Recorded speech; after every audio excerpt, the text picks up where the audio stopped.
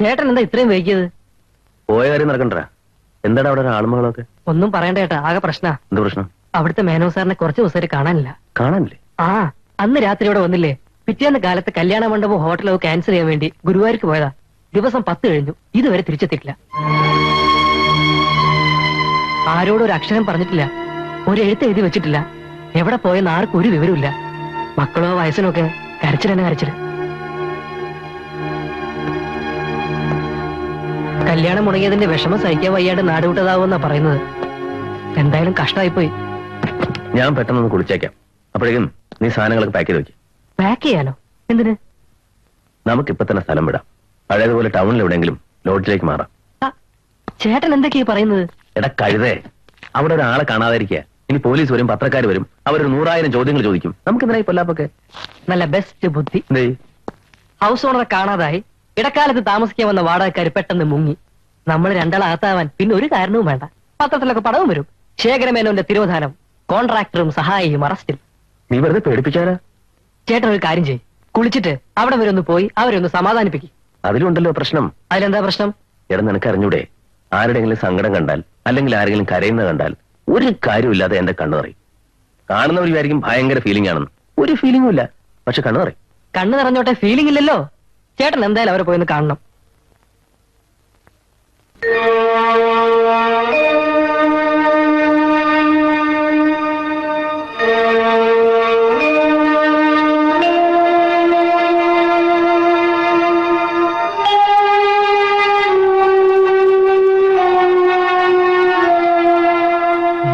ഞാൻ തിരുവനന്തപുരത്തായിരുന്നു. അന്നപ്പോഴാണ് വിവരങ്ങളൊക്കെ അറിഞ്ഞത്. ബന്ധുക്കളുടെ വീടുകളിലൊക്കെ അറിയാവുന്നിടത്തൊക്കെ നോക്കി, അവിടെ എങ്ങും ചെന്നിട്ടില്ല. വല്ലാത്ത മനപ്രയാസം ഉണ്ടായിരുന്നല്ലോ. അത് മാറുന്നവരെ ഒന്ന് വിട്ടു നിൽക്കാന്ന് വിചാരിച്ചിട്ടുണ്ടാവും.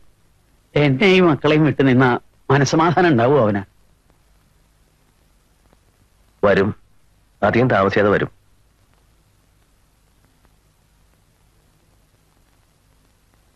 ഗോപി എന്ന് ക്ലാസ്സിൽ പോയില്ലേ? ഇല്ല. എന്താ, പ്രീ ഡിഗ്രിക്ക് നമുക്ക് റാങ്ക് വാങ്ങിക്കണ്ടേ?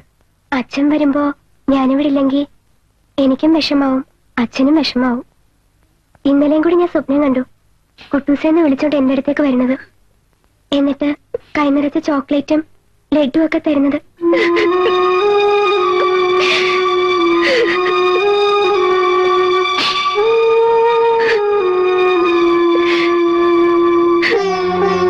എനിക്ക് അത്യാവശ്യമായിട്ട് വർക്ക് സൈറ്റിലൊന്ന് പോണം, പിന്നെ വരാം.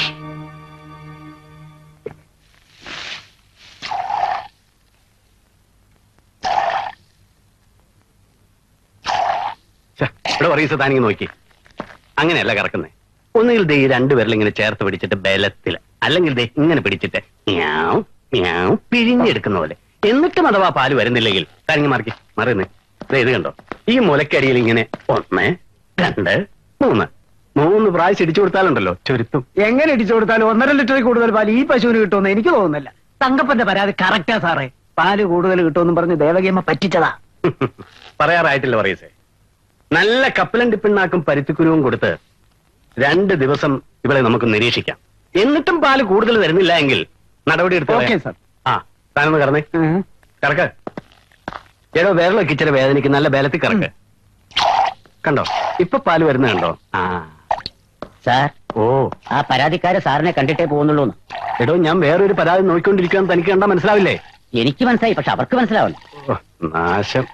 അങ്ങനെ നിശ്ചയിച്ച കല്യാണം മുടങ്ങിയതോടുകൂടി ബുക്ക് ചെയ്ത മണ്ഡപവും ഹോട്ടൽ മുറികളും ക്യാൻസൽ ചെയ്യാൻ ശേഖരമേനോൻ ഗുരുവായൂർക്ക് പോയതാണ്. രാത്രിയായിട്ടും തിരിച്ചു വരാതായപ്പോൾ ബസ് കിട്ടാനിട്ടാണെന്നോ അല്ലെങ്കിൽ ഏതെങ്കിലും സുഹൃത്തുക്കളെ കാണാൻ പോയതാണെന്നോ. ഹലോ, അതെ, എസ് ഐ തന്നെയാ സംസാരിക്കുന്നത്. ഡെഡ് ബോഡി കിട്ടിയെന്നോ? എവിടെ വെച്ചാ കണ്ടത്? വേണ്ട വേണ്ട വേണ്ട, തൽക്കാലം മോർച്ചറിൽ തന്നെ കിടക്കട്ടെ. ശരി ശരി, ഏർപ്പാട് ചെയ്യാം. ബോഡി ഐഡന്റിഫൈ ചെയ്യാനുള്ള സുമാരമുള്ള സ്വാമി. മുളങ്കാവിൽ എസ് ഐ വിളിച്ചത്. അവിടുത്തെ ഏതോ തോട്ടിന്ന് ഡെഡ് ബോഡി കിട്ടിയെന്ന്. ആരുടെയാണ് സാർ? ആ കോട്ടൂരിലെ തല്ലുകേസിൽപ്പെട്ട് വെള്ളത്തിൽ ചാടി പയ്യനില്ലേ അവന്റെ. ഓ അത് ശരി. ഏതെങ്കിലും സുഹൃത്തുക്കളെ കാണാൻ പോയതാണെന്നോ മാത്രമേ കരുതിയുള്ളൂ. ഗുരുവായൂർക്ക് പോയ ശേഖരമേനോൻ പിന്നീട് തിരിച്ചു വന്നില്ല. നിർത്ത്. വെള്ളത്തിൽ ചാടി ചെറുക്കന്റെ കാര്യത്തിൽ ശേഖരമേനോൻ എങ്ങനെയാണോ കയറി വന്നത്? സാർ ഇത് ഇവരുടെ പരാതിയാണ്. ഓ, മനസ്സിലായി. ആ ശേഖരമേനോൻ പിന്നീട് തിരിച്ചു വന്നില്ല, അത്രയല്ലേ ഉള്ളൂ. ഡെഡ് ബോഡിയായി തിരിച്ചു വന്നവന്റെ കാര്യം ആദ്യം നോക്കട്ടെ. ഞാനും കുട്ടികളും മാത്രമാണ് വീട്ടില്. ഇവിടുന്ന് കാര്യമായിട്ടൊന്ന് ശ്രമിക്കില്ല എന്ന് പറഞ്ഞില്ലല്ലോ. വരട്ടെ, നോക്കാം.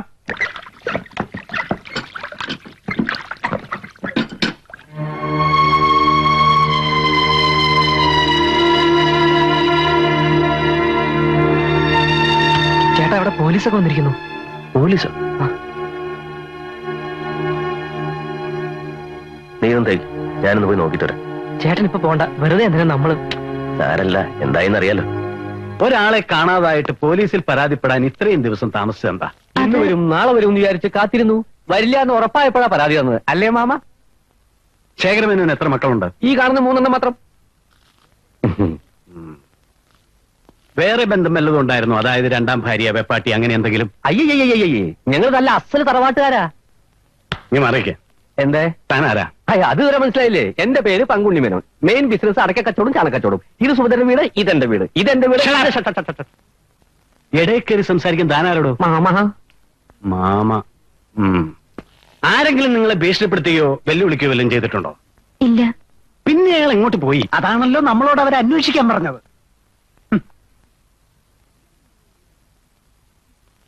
കല്യാണം മുടങ്ങിയത് നിങ്ങളുടെയാണോ? അതെ. കാരണം ഇടയ്ക്കിടയ്ക്ക് ഇങ്ങനെ കല്യാണം മുടങ്ങി പോകണമെങ്കിൽ കാരണം എന്തെങ്കിലും ഉണ്ടാവണമല്ലോ. അച്ഛൻ ഇഷ്ടമില്ലാത്ത പ്രണയബന്ധം വല്ലതും ഉണ്ടായിരുന്നോ? ഇല്ല. പ്രണയിച്ചിട്ടേ ഇല്ല? പറയസേ സാർ, വിശ്വസിക്കാൻ ബുദ്ധിമുട്ടാണ്. വളരെ ബുദ്ധിമുട്ടാണ് സാർ. ഒന്ന് വരൂ. കാണരുതാത്ത ചുറ്റുപാടിൽ നിങ്ങളെ ആരെയെങ്കിലും അച്ഛൻ കാണാൻ ഇടയാവുകയോ അതിൽ മനം നൊന്ന് നാടുവിടാൻ തോന്നുകയോ അങ്ങനെ വല്ലതും? സത്യം പറയണം. കുറെ കൂടെ മര്യാദയാവാൻ സംസാരത്തില്. സാർ, ഇതൊരു കുറ്റവാളിയുടെ വീടല്ല. ജീവന് തുല്യം അവർ സ്നേഹിക്കുന്ന അവരുടെ അച്ഛനെയാണ് കാണാതായിരിക്കുന്നത്. നിയമത്തിന്റെ വഴിയിലൂടെ അദ്ദേഹത്തെ എങ്ങനെയെങ്കിലും കണ്ടുപിടിക്കുന്നതിന് പകരം വൃത്തികെട്ട ചോദ്യങ്ങൾ ചോദിച്ച് അവരെ കൂടുതൽ വേദനിപ്പിക്കുകയാണോ വേണ്ടത്? ഒരു പോലീസ് ഉദ്യോഗസ്ഥൻ എന്ന് പറഞ്ഞാൽ പൊതുജനങ്ങളുടെ സേവകനായിരിക്കണം, സുഹൃത്തായിരിക്കണം, ശവത്തെ കുത്തുന്നവനായിരിക്കരുത്.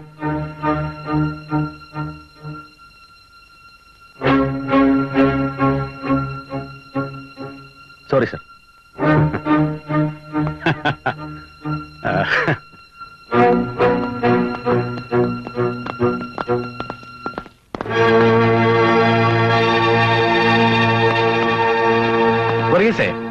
സാർ, നമ്മളിപ്പോ വന്നത് ആ ശേഖരമേനോന്റെ കേസ് അന്വേഷിക്കാൻ.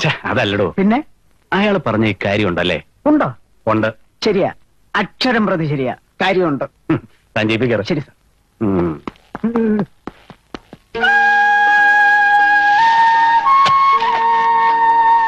ശേഖരേട്ടന്റെ വല്ല വിവരമുണ്ടോ മൂത്താരെ? ഒന്നുമില്ല. മഴ മൂപ്പരെ കാത്തേക്കില്ല കേട്ടോ. മരുന്നടിയും വളവിടലും ഇപ്പൊ ചെയ്തില്ലെങ്കിലേ കൊയ്യാൻ പിന്നെ കള മാത്രമേ ബാക്കി ഉണ്ടാവൂ. ചെയ്യണം.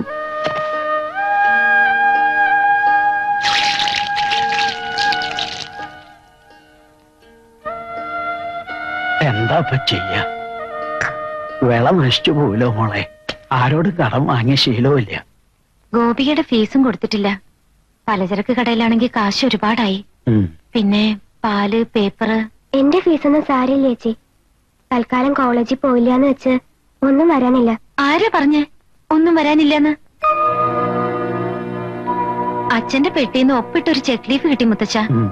ബാങ്കിൽ പോയി നോക്കിയാലോ എന്ന് ആലോചിക്കുക. എങ്കിൽ മുത്തശ്ശൻ പോവാൻ മോളെ. അത് ചെക്ക് ലീഫിൽ തുക എഴുതിയിട്ടില്ലല്ലോ. അക്കൗണ്ടിൽ എത്ര രൂപയുണ്ടെന്ന് ചോദിച്ചിട്ട് വേണം തുക എഴുതാൻ. ഞാൻ പോന്നാ നല്ലത്.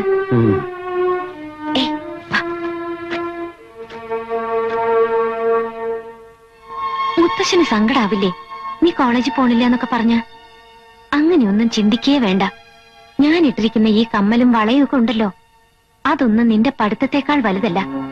അച്ഛൻ വരുമ്പോ എന്നോടാ ചോദിക്ക. ഈ ചെക്ക് ക്യാഷ് ചെയ്യാൻ പറ്റില്ല. അതെന്താ? മിസ്റ്റർ ശേഖരമേനോൻ മിസ്സിംഗ് ആയതുകൊണ്ട് ബാങ്ക് അക്കൗണ്ട് ഒക്കെ മരവിപ്പിച്ചിരിക്കുക. Police case ആയതല്ലേ. ഇത് അച്ഛൻ തന്നെ ഒപ്പിട്ട ലീഫാണല്ലോ. ശരിയാണ്, പക്ഷെ ഡേറ്റ് ഇന്നത്തെ അല്ലേ. ഇത്രയും ദിവസം മുമ്പ് കാണാതായ ശേഖരമേനോൻ ഇന്നത്തെ ഡേറ്റിൽ എങ്ങനെ ഒപ്പിടുമെന്നാണ് മാനേജർ ചോദിക്കുന്നത്. ഒന്ന് സഹായിക്കാൻ പറ്റുമോന്ന് ചോദിക്കൂ. ഞങ്ങൾക്ക് കുറച്ച് അത്യാവശ്യങ്ങളുണ്ടായിരുന്നു. അതൊക്കെ ശരിയാണ്, പക്ഷേ നിയമപ്രകാരം ഈ അക്കൗണ്ട് ഇപ്പൊ ഓപ്പറേറ്റ് ചെയ്യാൻ പറ്റില്ല.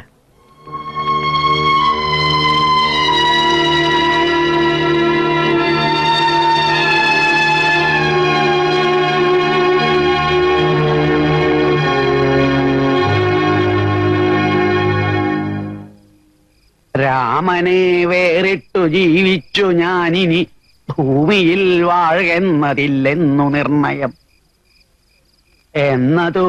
എന്നതു കേട്ടൊരു ഭൃത്യജനങ്ങളും മന്നവൻ തന്നെ എടുത്തു കൗസല്യതൻ മന്ദിരത്തിങ്കലാക്കിടിനാരം നേരം വന്നോരു ദുഃഖേന മോഹിച്ചു വീണിതു.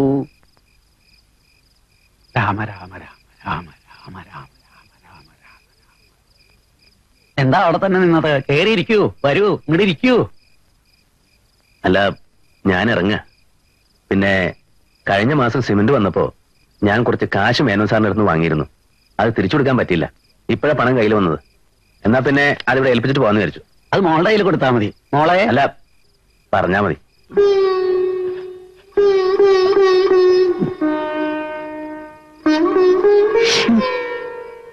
ഞാൻ പിന്നെ വരാം.